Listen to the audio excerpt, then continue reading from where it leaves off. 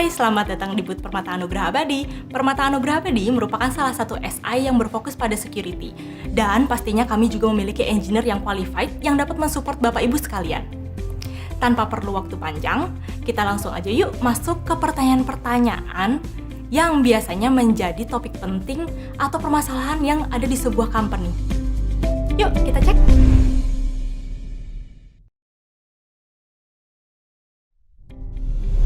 Halo semuanya, selamat datang di booth kami, Booth Permata Anugraha Abadi. Perkenalkan, nama saya Hadwi Saputro, sini sebagai Group Head Technical untuk engineer. Oke, pada bahasan kali ini kita berbicara tentang digital transformation dalam bisnis ya. Seperti kita ketahui, bisnis sudah berkembang pesat yang dari beberapa tahun lalu ya. Misalnya sebagai salah satu contoh, dari aktiviti finansial dulu yang kita sering ke ATM untuk melakukan aktivitas finansial berubah ke sudah memakai web, dan di era sekarang sudah memakai mobile banking, dan kemajuannya cukup pesat untuk saat ini.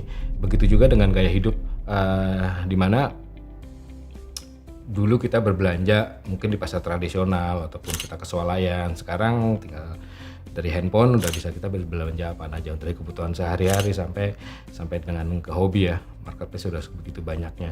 Dan yang menjadi challenge apa sekarang? Yang challenge adalah data personal kita tersebar di mana-mana gitu, bukan cuma sekedar di government ataupun di banking, tapi di marketplace. Tergantung dari beberapa marketplace yang teman-teman ikutin ya. Semakin banyak marketplace, di situ pula data teman-teman itu tersebar gitu.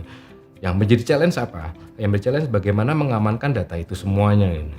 Mungkin beberapa waktu lalu kita sudah sama-sama tahu ada beberapa e-commerce data pelanggannya bukan cuma satu atau dua, tapi semua data pelanggannya viral muncul di internet, mungkin dijual di dark web. Sedangkan di dark web sendiri bukan cuma data e-commerce saja, di situ ada data kartu kredit, data email, data nomor telepon kita, nama lengkap, bahkan sampai dengan alamat kita ya, seperti itu. Nah, yang jadi concern sekarang itu, yang jadi permasalahan, pola serangan ataupun dari attacker itu sudah berubah. Yang dulu dimana sudah mulai ditinggalkan ya. Yang dulu orang mencoba menjebol dari luar, mengetek services, mengetek di level-level depan. Sekarang mereka sudah berubah polanya. Mereka sudah mengincar, mereka mau nyari target apa sih, misalnya mau nyari target nasabah ataupun target pelanggan dari beberapa e-commerce. Mereka akan mengunci dulu targetnya, habis itu mereka melakukan social engineering, mereka masuk ke dalam. Jadi metodenya sudah ke arah whitelist ya, karena sudah bukan nge-device merubah tampilan web, karena sekarang sudah mencari informasi apa sih yang bisa dijual, bisa dijadikan uang gitu. Nah, saya punya beberapa tips untuk itu semuanya, bagaimana sih mensecurekan di era digital transformation ini. Yang pertama, kita improve security perimeter. Mungkin sekarang juga masih banyak ya yang pola pikirnya itu masih harus membuat tembok tinggi-tinggi gitu, firewall-nya harus canggih segala macam, tapi mereka kadang-kadang nggak memikir ke arah dalamnya, bagaimana kalau ancaman itu dapat dari dalam gitu. Improve ini di sini bukan sekedar improve ataupun yang penting ada ya, misalnya untuk endpoint yang penting saya udah ada antivirus. Oh, tidak seperti itu. Jadi harus di improve misalnya dari antivirus. Sekarang udah zamannya ke endpoint detection and response, karena kemarin ada ransomware yang mengencrypt, jadi dengan EDR ini bisa di-prevent. Salah satu tipsnya. Dan tips yang kedua, membuat security rule atau security policy ini sebagai software development. Artinya begitu kita membuat sesuatu perimeter security, kita harus selalu mendevelop ataupun mengupdate untuk security ataupun rules-nya berdasarkan tantangan yang ada ya, seperti itu. Nah, untuk melihat tantangan yang ada itu kita bisa pakai threat analytic. Untuk yang ketiga, bisa pakai threat analytic, karena threat analytic itu mempunyai repository dari World Wide. Semua signature maupun kejadian-kejadian di security ya, incident security itu ada di threat analytic, ada di dua web, dan itu diupdate secara real time. Seperti itu. Dan terus bagaimana sih kita untuk untuk mempercepat untuk merespon jika ada security incident, maka kita perlu menggunakan incident response. Ini yang keempat menggunakan incident response untuk melakukan prevent dan action, karena tidak mungkin kita memonitor dashboard dari tool security kita, menangkap dari sensor-sensor yang ada. Misalnya ada orang mengirimkan DDoS, port scanning segala macam. Nah, mungkin teman-teman SOC ataupun teman-teman NOC tidak tiap detik ya melihat dashboard atau ada untuk menemukan kejadian tersebut. Nah, dengan incident response, hal itu bisa direspon dengan cepat dan melakukan update terhadap sensor-sensor security untuk melakukan prevent atau blocking terhadap attempt ya, sesuatu yang bersifatnya attempt atau mencoba seperti itu. Nah, yang kelima, kita sarankan untuk memakai compliant. Untuk banking mungkin bisa memakai PCI DSS, untuk medical bisa mempunyai HIPAA untuk benchmark compliant ya, ataupun kalau mau lebih detail lagi bisa pakai NIST ataupun CIS yang lebih banyak lagi untuk benchmark security ya, untuk aturan-aturan secara detailnya seperti itu. Kembali saat ini kita membangun perimeter security sebenarnya perlu balik lagi ke dalam dulu. Sebenarnya apa yang kita jaga sih? Yang perlu kita jaga kan sebenarnya informasi ya, data gitu. Data yang kita perlu jaga. Nah, karena data ini kritikal. Ini beberapa fakta ya tentang informasi ya. Mungkin agak sedikit ngawang-ngawang, tapi ini perlu jadi patokan. Nah, ini beberapa fakta tentang informasi ataupun data. Informasi itu ekuivalen dengan bisnis. Kenapa ekuivalen dengan bisnis? Karena saya ambil contoh sebagai sesuatu yang paling mudah. Misalnya ada suatu informasi restoran. Restoran itu mempunyai resep andalan ya, mempunyai menu andalan, dan resepnya itu diambil oleh restoran sebelah dan mereka menggunakan resep itu untuk membuat makanan yang serupa dengan harga jauh lebih rendah. Nah, pasti impact ke bisnis dan pasti bisnisnya akan turun seperti itu. Dan yang kedua, satu hal lagi, informasi itu merupakan aset. Jadi resep yang ada dari menu andalan tersebut merupakan sebenarnya aset company. Aset company. Jadi membuat secure informasi sama juga menjaga aset company. Nah, itu beberapa fakta tentang informasi ya. Nah, terus informasi itu juga gampang dibagi ya, shareable ya, gampang di-share. Contohnya seperti ini. Jika kita kalau misalnya makan ataupun kita punya roti atau punya sepiring nasi goreng, kalau diambil sama orang bekasnya akan terlihat gitu. Bagaimana dengan data atau file? Di copy nggak akan kelihatan gitu. Paling mungkin di forensik lebih jauh mungkin cuma terlihat ada lognya saja gitu. Tapi kalau misalnya lognya itu dihapus, sudah kita nggak akan tahu gitu. Tiba-tiba datanya udah keluar aja, udah viral aja di dunia maya. Jadi informasi sangat mudah untuk dibagi-bagikan ya. Dan salah satu fakta juga, harga dari informasi itu akan meningkat dengan penggunaannya. Semakin sering informasi itu digunakan akan semakin berharga. Informasi itu juga gampang rusak ya, gampang rusak. Misalnya saya dapat informasi nomor telepon dari seorang teman, di-share misalnya lewat WhatsApp ataupun lewat Telegram, terus tiba-tiba dia dengan sengaja menghilangkan 1 digit dari nomor telepon tersebut, maka saya udah nggak bisa pakai nomor telepon tersebut ini. Saya nggak tahu gitu, udah rusak informasi, udah rusak, nomor telepon itu udah rusak seperti itu. Terus yang terakhir, fakta yang terakhir, harga informasi itu akan semakin mahal, akan semakin meningkat jika informasi itu semakin akurat. Salah satu contohnya, misalnya saya punya nama buat apa? Oh iya, saya tahu namanya. Tapi kalau nama dengan nomor telepon, saya bisa hubungin ya orangnya karena ada nomor teleponnya. Misalnya ditambah lagi ketiga, ada emailnya. Oh, saya bisa menuliskan surel atau email ke informasi tersebut. Jadi semakin lengkap informasinya akan semakin mahal. Seperti itu. Nah, di pembicaraan kali ini kita membawakan beberapa solusi bagaimana cara mengamankan informasi.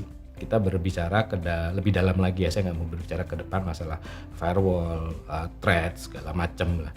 Jadi saya mau berbicara di arah ke belakang karena ini merupakan pertahanan terakhir dari informasi ya. Solusi yang kita bawa sekarang ini database security, karena kita lumayan berpengalaman lebih dari 8 tahun kita berkecimpung dalam database security. Based on pengalaman kita, incident security di dalam database sendiri itu 95% karena internal threat. Internal threat bisa terjadi beberapa sih, bukan cuma sekedar pencurian data dari yang dilakukan oleh pihak internal, mungkin juga ada juga kejadian di mana dari internal tidak sengaja melakukan modifikasi yang ternyata data-data tersebut penting, kritikal gitu, sehingga aplikasi yang berjalan di atasnya tidak bisa berjalan atau down. Seperti itu salah satu beberapa contohnya ya. Dan juga database security ini bisa memprevent dari perubahan data dari orang yang mempunyai authorize terhadap sistem ataupun database yang tidak bisa dijaga oleh database, seperti itu.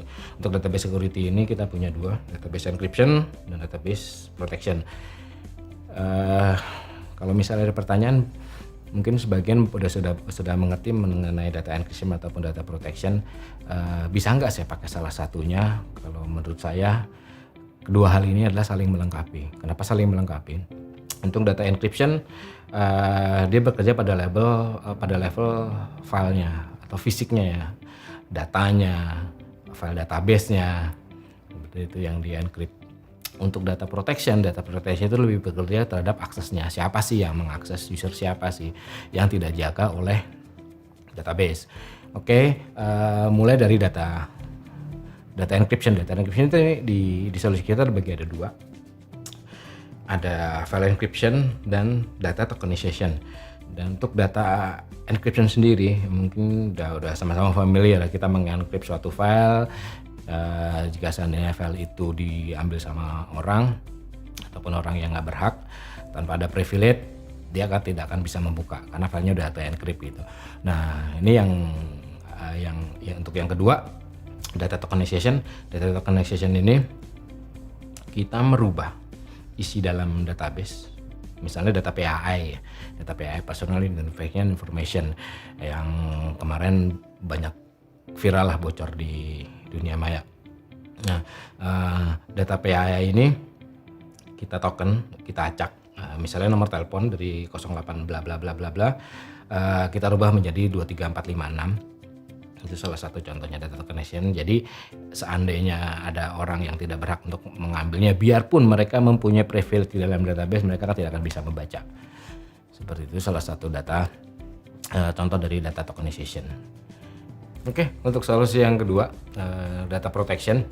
Data protection ini mempunyai konsep lebih memonitor atau memprevent, menjaga dari akses orang yang masuk database yang mempunyai privilege, jadi menjaga apa yang tidak dijaga oleh database. Banyak sekali fiturnya dari data protection, tapi di sini saya akan mengupas cuma beberapa saja. Oke, yang pertama, fitur pertama dia bisa melakukan prevent ataupun blocking dari kerusakan database yang disebabkan eksternal maupun internal. Dari seseorang yang mempunyai privilege ke dalam database, misalnya contoh root bisa masuk kemana aja karena dia mempunyai privilege sebagai admin. Sebagai root dia bisa memodifikasi table apa aja, skema apa aja, tapi seharusnya dia tidak berhak untuk, misalnya contoh dia mau memodifikasi gaji dia sendiri. Itu sebagai salah satu contohnya. Jadi bisa memprevent kerusakan data-data yang disebabkan oleh user yang mempunyai privilege ke dalam database. Jadi itu salah satu fitur dari data protection ya, menjaga apa yang tidak bisa dijaga database, seperti itu. Untuk fitur yang kedua ada data masking. Data masking ini seperti apa sih? Namanya masking itu seperti topeng ya. Jadi kita memberikan topeng di data. Jadi misalnya ada data kartu kredit ataupun nomor telepon, misalnya ada orang yang punya privilege untuk mengakses table tertentu, tapi dia tidak berhak untuk melihat data-data kartu kredit. Misalnya ada data customer, ada user aplikasi ataupun user personal, dia boleh mengakses data customer untuk mencari informasi tentang customer.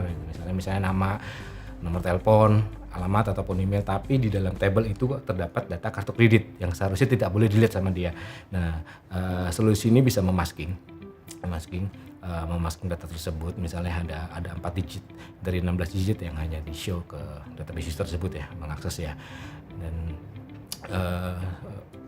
fitur yang ketiga, quarantine. Saya melakukan quarantine itu apa ya?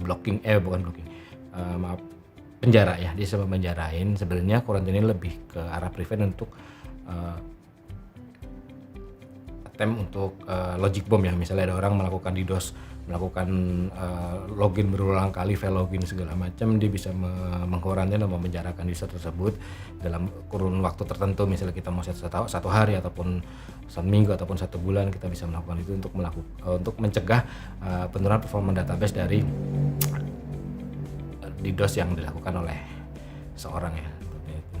Di salah satu fiturnya juga database protection ini bisa melakukan scanning atas semua kelemahan database, misalnya perlu di patching atau di upgrade, ada konfigurasi yang miss, misalnya password fix segala macam. Solusi ini mampu melakukan seperti itu. Dan terlebih lagi bagi teman-teman untuk misalnya mau melakukan memakai solusi ini, data protection ini, mungkin setelah itu bingung mobil policy-nya dan dulu seperti apa. Di dalam data protection ini sudah ada built-in security compliance ya. Misalnya memakai PCI DSS segala macam, bisa mengikuti di compliance yang dibuilt dalam solusi ini. Sekian dari saya. Terima kasih semuanya. Semoga pembicaraan ini bermanfaat bagi teman-teman semuanya. Sehat selalu.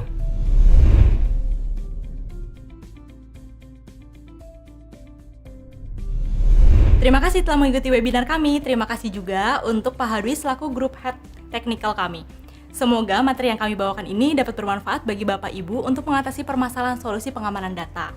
Dan jika ada pertanyaan lebih lanjut, kalian dapat menanyakan lebih detail ke kontak yang ada di bawah ini. Sampai jumpa di event berikutnya. Bye-bye!